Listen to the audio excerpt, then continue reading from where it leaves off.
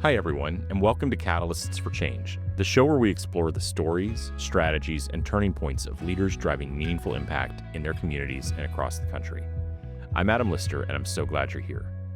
In today's episode, we're going to do something a little bit different. We're going to go back to the questions we've received from listeners over the course of this and previous seasons, and talk a little bit about what's behind the curtain of advocacy, strategy, and politics today. Let's dive in. There's a common assumption that advocacy work is mostly about, quote, buying influence or knowing the right people. What's the myth you wish you could put to rest? I can't tell you how many times I have heard people talk about, I've bought a vote or I've bought a politician. And as a person who spent a lot of time and a lot of money in elections advocating for issues or advocating for the election or defeat of candidates, that charge was leveled against us, against me personally often. And I think it's wrong, but I also think it's lazy.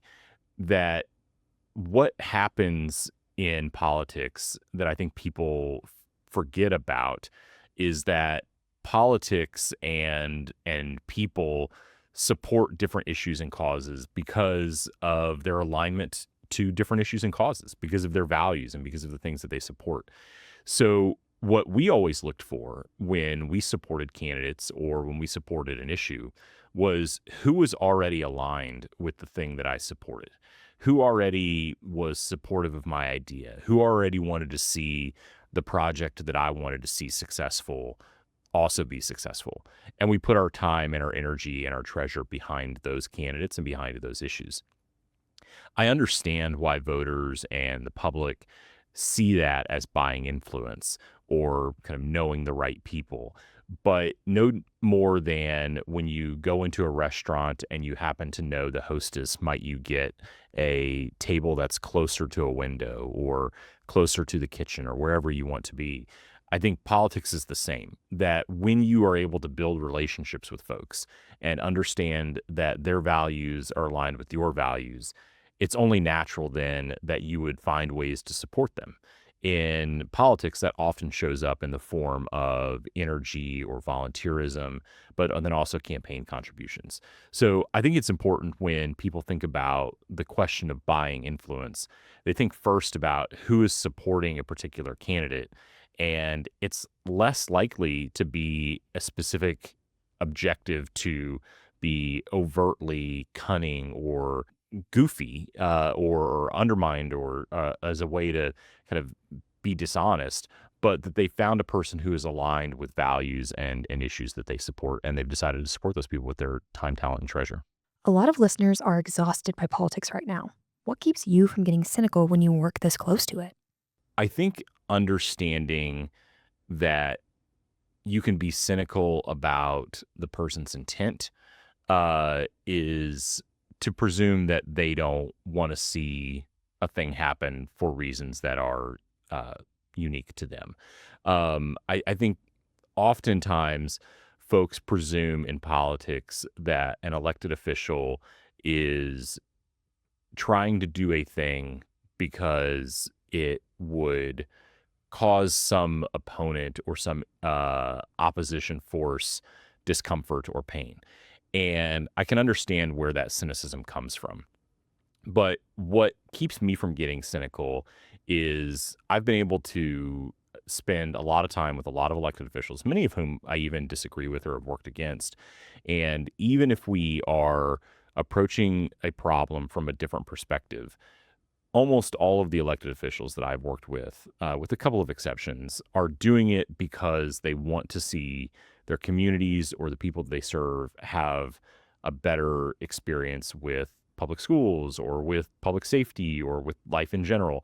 So knowing that the folks that I work with or have worked around and in support of are approaching their responsibilities with the goal of making people's lives better, and I know that to be true because of my experience with them, that keeps me from being cynical.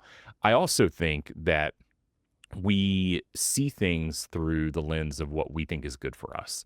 And what I also understand is that because a legislature or any elected body has a lot of people that make up that body. Each individual person there has their own sets of priorities and values.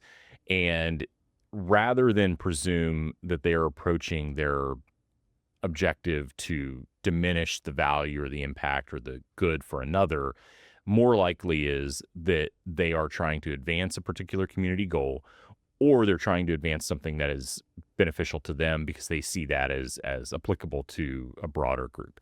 Um, my sense is that when we get really entrenched and calcified into our own specific and unique ideological corners, we can see that from the inverse, and it is harder to see the altruistic or the community benefit motive for folks with whom we disagree. Being up close to it, I would argue, has made me more optimistic because I can see the positive and the hope that comes from and the impact that can come from doing good things in politics. Doesn't mean it is a gentle business. It doesn't mean it's a business or an industry that doesn't have its own sets of challenges. But I can't think of a better place for folks to engage if they truly want to have an impact on their communities. And you can do it quickly, you can do it over the long term, and the bar and the barrier to entry is pretty low. What's the biggest misconception people outside the nonprofit world have about how that work actually gets funded and sustained? I think the thing that nonprofit leaders get wrong about fundraising is to presume that because individual or foundation A has a large sum of money and you are an organization that has a need, that it's natural and right and proper that those two things get matched up. There is a presumption, I think, often when I deal with and support nonprofit leaders, that the funder is seen as a person who is and bound in many ways to support an organization or a cause because they are ideologically or philosophically aligned with that cause. And I think nonprofit leaders could take a step back and have more success if they were able to spend some time as part of their practice understanding what the real reasons for an individual or a foundation being supportive of a cause is, and what their theory of change is, and what their barriers and motivations are around investing and supporting that change. And then looking for ways to create alignment in those spaces. I think many nonprofit leaders will find themselves frustrated because they will see a large balance in a foundation or know that there's a capacity to give and not see that translate into a large or sustaining gift for specific work, and see that as somehow a challenge or a deficit on the side of the funder, not the fundraiser. And what I often find is that really the difference between successful organizations that are able to raise money that can sustain their work and those that are not is not that they have found people that have larger accesses to resources and cash and support, but that they've done a better job building really authentic relationships with the funder, with the foundation, and are finding ways to align around what their theory of change is so that the funder understands what the organization is trying to accomplish, how and why, and that the organization understands how and what the funder's goals and theories for impact are as well. If someone listening wants to get more involved locally but doesn't know where to start, what's the actual first move? Not the feel good answer, but the practical one. If I had been asked this question 15 years ago, I would have said, go down to your local county party, either Republican or Democrat. Most of them have offices that you can walk up to, knock on the door, and volunteer. And I think they would be surprised to know how much work a party would be willing to give you if you're willing to work for free. And the ability to just get engaged is, I still think, the right answer, but how you go about doing that is different. there are many different ways to engage in many different issues now. And with social media and the ability to kind of create a more flat earth in terms of advocacy, amplification, and voice amplification, I think if you are a person that cares about an issue, I would spend 30, 40 minutes doing a little bit of research about who are the loudest voices on that issue that are doing real work, and then just reach out to them. There's no shame in a cold email or a cold LinkedIn message or an Instagram message. Some of the guests we've had on this podcast have shown up at this table because I've reached out to them with no other experience with that person other than to say, I've seen what you're doing. I think it's interesting. I'd love to talk to you more about it. So that would be my first step. Just do the basic outreach, whether that is knocking on the door of a local party, reaching out to the campaign for an issue or for a candidate that you believe in, and then just show up and say yes to every single opportunity that you have. There is a very low ceiling for or a low bar to clear for folks that want to advance in this work, but it does require you to do some early grunt work.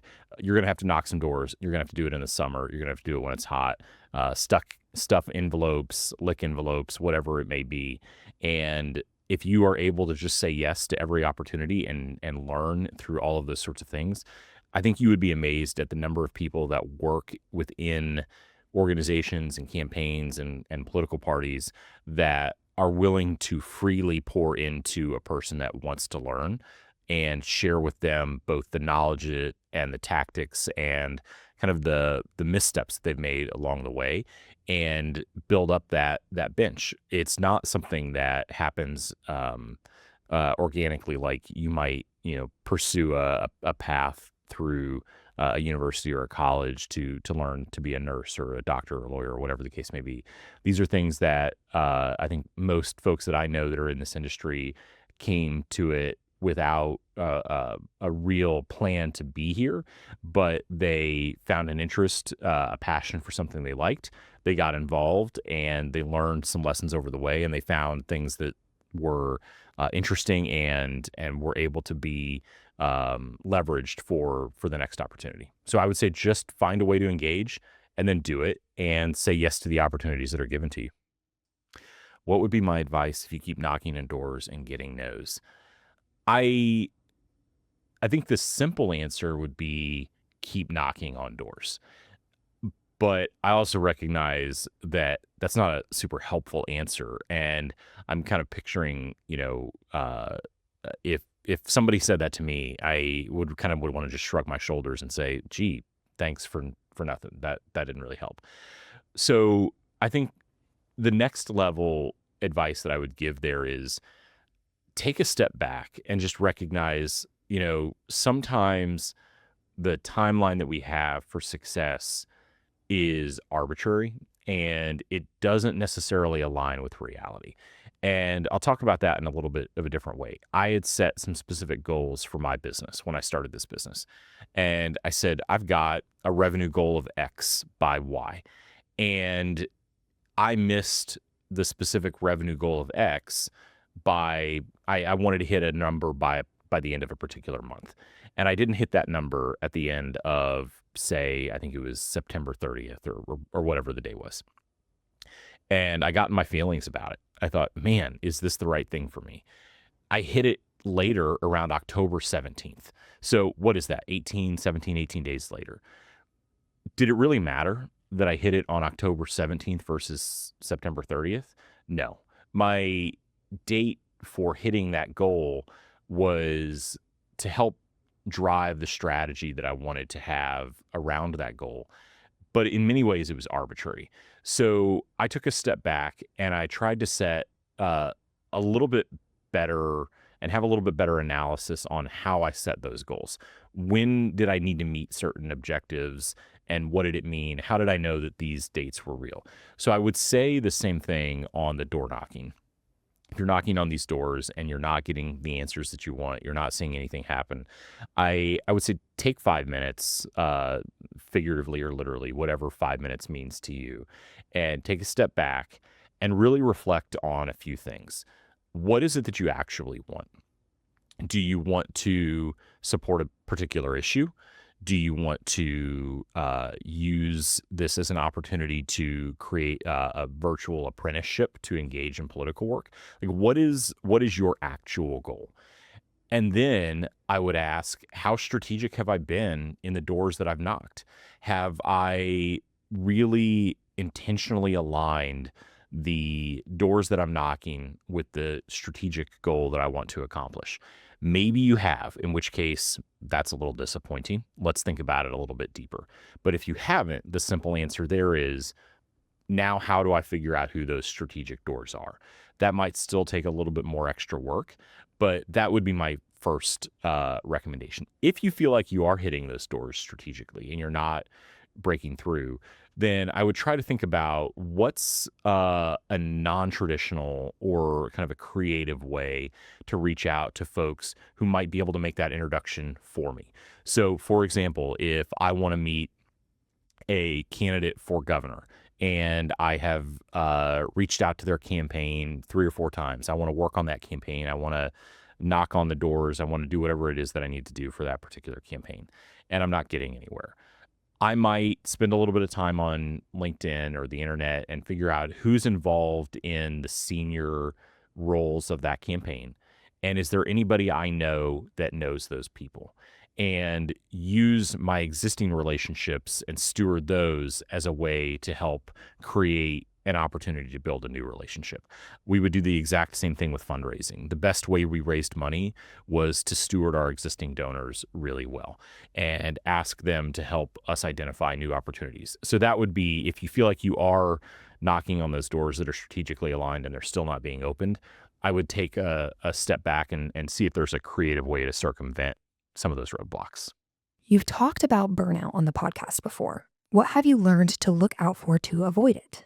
I realized as the leader of an organization that burnout is one of those things that you don't really realize is happening until it's happened. And the problem with burnout, from my perspective, is not that you are exhausted or that that relationships may suffer. Those are all true. But that I found myself, whenever I was facing moments of burnout, that my decision making wasn't as sharp, and that I had I questioned things that I didn't previously question. And so I would look for ways to find friction in my day to day work. And when those friction points that previously didn't used to be friction points start to pop up, those are usually signs that something is off. And I would want to take a step back and take a real honest assessment about what those things are. The other that I don't do super well even to this day, but I do better than I did 10 years ago, was really understand that an investment in the entirety of who you are is just as important as investing in the organization. I can't tell you how many people we've talked to on this show or books that I've read that have learned too late or right before or right after a crash out that they should invest in their own rest and recovery. It's been a theme on a few of the episodes that we've had on this show. And when you read those things or you hear about those things from a leader, you think, gosh, well, that feels like a really great idea for a privileged leader that doesn't have a lot of responsibilities, or you must have a really good team around you, or my work is so important that I can't step away. And one of the things that I try to think about often is that when I was leading an organization that was not my own firm, my role there wasn't about me. It wasn't about advancing my particular goals. I was in that role because I and the board had an expectation that I would do something that would support a particular outcome or an advocacy cause. And if I wasn't functioning at my best, I wasn't doing my job. So it was helpful for me to think of sustainability as part of the work, in addition to sending emails and having meetings and doing funder calls, that getting 7 to 8 hours of sleep was as much part of the work as it was showing up at 8 a.m. to do my job. Now, as a small business owner, it's very similar, but my board of directors is my family and the other folks. And so one of the reasons that I started this firm was to create more flexibility and more sustainability in my own personal and family life.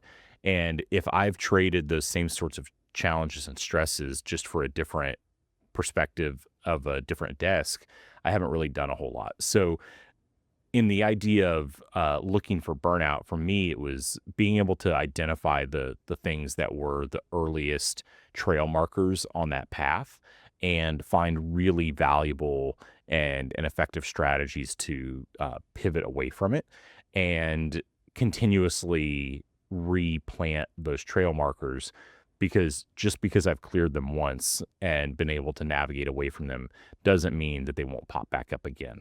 That it is a recurring thing, and it's a pattern that we can fall back into, but it's also a pattern that we can get back out of. When people hear advocacy, they often picture lobbying for a corporation. How is what you do different from that? In some ways, it is not. I've lobbied for businesses and for special interest groups, but I think advocacy has, depending on your perspective of the issue, either it's a four-letter word or it is an essential tool to get something done. And what I think people often see is it's not advocacy when you're talking about a thing that you want or that you need. Or maybe it is advocacy when you're talking about the thing that you want and that you need. But when it's a thing that another person wants and needs that is in conflict with what you want or need, it's supporting special interests, it's buying votes, it's all of the negative perspectives of advocacy. And we were the subject of investigative news story at one point, and the common refrain around our work was that we were funded by special interest. We were a special interest group. We were funded by businesses or by the wealthy or whatever the case may be, however they wanted to frame that particular issue. And I think what people often misunderstand is, and not to borrow a Mitt Romney, corporations are people too, but that just because a person or a business has a perspective doesn't make it wrong because they are a business or a corporation. What they are doing to support their community, going back to what we talked about earlier, may just be different than another individual's kind of perspective on what is good or not good for a particular area. So when I think about advocacy and when people talk about it, um, what we help people do at 112 Strategies is really, how do you think about building relationships with folks across lines of difference, across communities, to build more support and understanding for an issue that matters to you. That advocacy is a cousin to lobbying. Lobbying is a critical tactic and tool within an advocacy plan.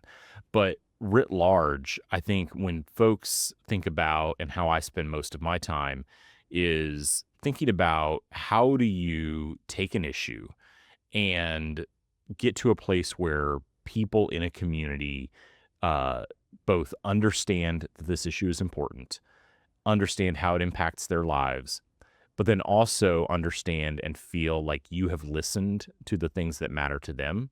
And you can channel all of that energy in a way that focuses those people and that power around one specific and clear message and target it in the right location. That is advocacy. And I think the core difference between that and lobbying is we would think about advocacy as directing that energy in one space that is kind of loud and powerful, whereas lobbying feels a little bit more like an insider track. It is often folks that kind of understand the ins and the outs of a particular legislative environment or a legal environment that are making an argument that may be rooted in a community benefit or in an emotional appeal, but it often feels a little bit more technocratic. Is there a piece of legislation or policy change that you've watched move, present or past, that most people outside the work wouldn't even know to pay attention to? The first piece of legislation that came to my mind was the TISA funding formula that passed a few years ago. But as I hear the question, I think about it a little bit more that, and I'm kind of leaning into the part of the question of that most people wouldn't outside of this world wouldn't have paid attention to. And I'm actually reminded of an issue that popped up when I was lobbying for the Nashville Area Chamber of Commerce. This would have been about almost 15 years ago. And there was a small business that located to Sumner County, Tennessee, had moved from the Chicago area in Illinois. They had been around for 40, 50, 60 years, small business, family owned, and they manufactured custom refrigerators. So imagine you're on a cruise ship or in a Disney hotel and you see a refrigerator that looks like Mickey Mouse's ears, or a cruise ship refrigerator that might look like a mountain that you would see outside of an Alaskan cruise. This company made those things. And they were a business that nobody knew about. They were an industry that most folks didn't know about, but they had been recruited to Tennessee and along with their 20 to 40 employees and were given some small incentives and moved down here for a lot of reasons, including that it was the right business move for them. However, when they got to Tennessee, they were treated as a new business because they had never been a business in the state of Tennessee before, despite having 40 plus years of operations in the state of Illinois. And what Tennessee did was they took a very kind of bureaucratic approach of said, this is a new business. Therefore, we have no record of what their workers' comp or their injury rates are and their unemployment rates are. So they assessed a rate to this business that was at the highest on the scale and ladder that could have been assessed.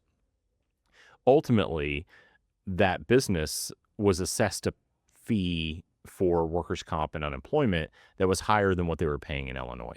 They had again, 40-year history, safe operations, great record as it came to unemployment and employee retention.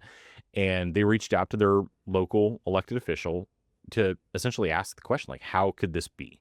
And when that elected official reached out to me at the National Chamber, we dug into it a little bit and we realized that there was a loophole in state law that didn't allow the state to consider the performance of a business from another state. That we were regularly recruiting businesses from all over the country, all over the world to the state of Tennessee. And we were telling them that this would be a better place for them to operate. This would be a better place for them to raise their families and for their employees to raise a family. And it would be more financially viable for them. And then they get here and we find out that the state of Tennessee is undermining what another department from the state of Tennessee was telling this business. And it created a lack of trust. It created feelings like they had been misled. So we worked on a piece of legislation that effectively closed that loophole. Wasn't anything fancy, didn't get a lot of headlines. In fact, I'm not sure if it got a single headline, but it allowed businesses to be able to have their past performance and their history considered and factored into their workers' comp and their unemployment rates as they relocated to Tennessee. And I think as I think about something that kind of moves through that process, it's a good example of where the legislative process and public policy can do a lot to help small businesses and people without ever being advertised widely. I'm reminded of the moment when Commissioner of Education for previous governor came into the state of Tennessee. It wasn't from here originally, and they walked into their first budget hearing in the House Education Committee, and the room was full of people and cameras. And this particular commissioner says, "Wow, everyone in Tennessee must really care about public education. This room is full. The cameras are full the cameras are on every aisle, and this is a really exciting place to be." Now, he wasn't wrong writ large, but what he realized was the first bill on the agenda in that particular committee that day was what a bill that was deemed the saggy pants bill, which would have prohibited or allowed school districts to set different rules around how students sagged their pants.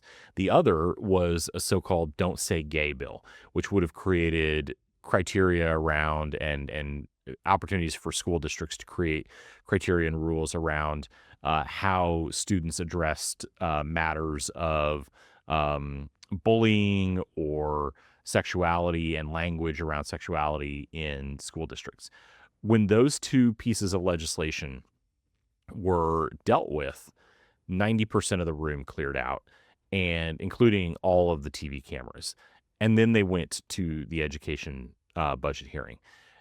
What this commissioner realized was something that I had come to also realize over time and around that same time is that we often spend and have reported things that 90% of our time on things that affect 10% of the population, but we spend about 10% of our time, or we get about 10% of the things reported that affect 90% of the population. So that there's a lot more happening at the General Assembly across the state and across every country, every state in this country that is doing things that are positively and in some cases negatively impacting populations that aren't widely known. Across business, education, government, and nonprofit guests this season, where did you hear the most disagreement about what leadership means? Themes that popped for me the most this season were people and trust and collaboration. Those were almost universal themes with every guest we had this season. I think to answer the question directly, where did we see disagreement? It wasn't in those themes necessarily, but it was in how leaders organized and rank ordered those themes. That we might have had some that might have put trust and communication over another issue, and I think none of them are wrong, and all of them are rank ordering. All of the guests that we've had that have talked about these issues would rank order these things based on things that are relevant and familiar and kind of aligned with their approaches to leadership and but also to their experiences. So I think what I walk away from this season is a pretty common theme about what it is and component parts of good leadership and the variances in how we would organize those themes really create the uniquenesses in how leaders approach, particularly the ones that we talked to this season, how they would approach leading their teams, driving change, and supporting really important issues that drive community impact. And how they've decided to rank those things is informed by the experiences that they've had. But what I think is exciting is that as a universal rule, or what I heard almost universally this year was that those themes are present across the board. When a nonprofit or cause comes to you, how do you tell the difference between something you can genuinely help move forward versus something that just isn't ready yet? One of the things that I look for is an organization or a leader's ability to define the problem and to be able to articulate their vision for the future. If you can't do those two things, then you're not ready. If you come and say, I want to do X and I want to do Y to be able to get to this place, then okay, great. I hear what you want to do. But why? What is the problem we're trying to solve for?